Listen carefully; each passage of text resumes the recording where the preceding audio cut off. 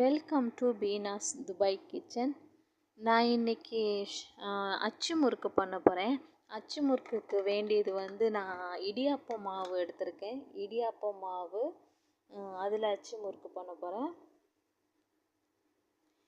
இடியாப்ப மாவு எடுத்திருக்கேன். ஒரு 3 கப்பு இடியாப்ப மாவு.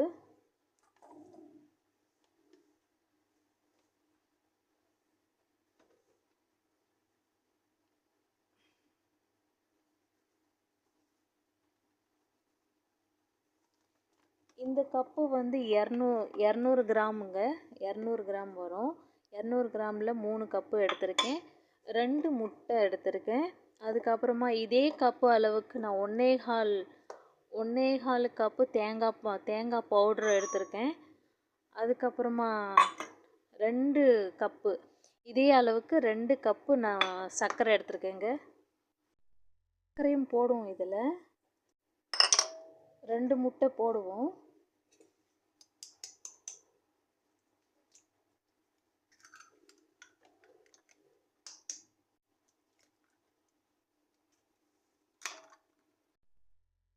நான் சேம் இந்த கப்புக்கு தான் அரிசி 3 கப்பு எடுத்திருக்கேன். 2 கப்பு சர்க்கரை, 2 முட்டை, 1.25 கப்பு தேங்காய் பால் பவுட்ருங்க. அதுக்கப்புறம் நம்ம தண்ணி விட்டு இப்போ பிசைஞ்சிருவோம்.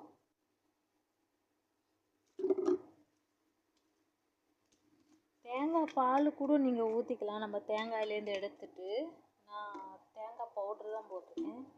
தேங்காய் பவுட்ரு போட்டோன்னா கொஞ்சம் வாசனையாக இருக்குங்க.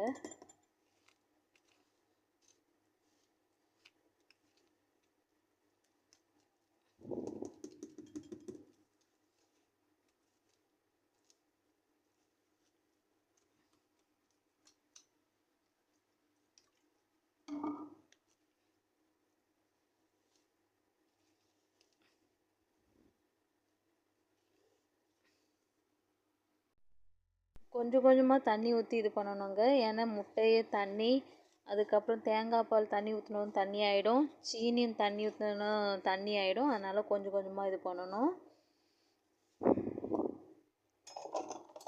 இங்கே பாருங்கள், இதுதான் கரெக்டான தோசை மாவு மாதிரி இருக்குல்ல, இதுதான் கரெக்டான பக்குவம். அப்படி உங்களுக்கு தண்ணி ஆயிடுச்சுனாலும் நீங்கள் கொஞ்சம் மாவு போட்டு பிசைஞ்சுக்கோங்க. வாங்க நம்ம எண்ணெயில் அச்சு முறுக்கு போடுவோம்.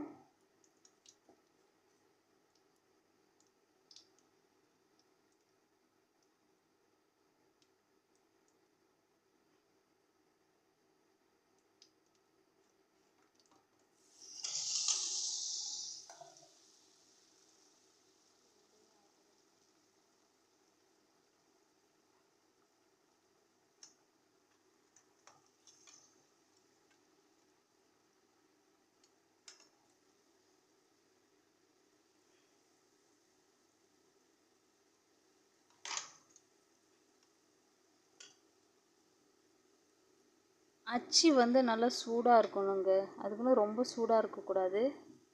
அப்போ தான் அது வெளியில் வரும்.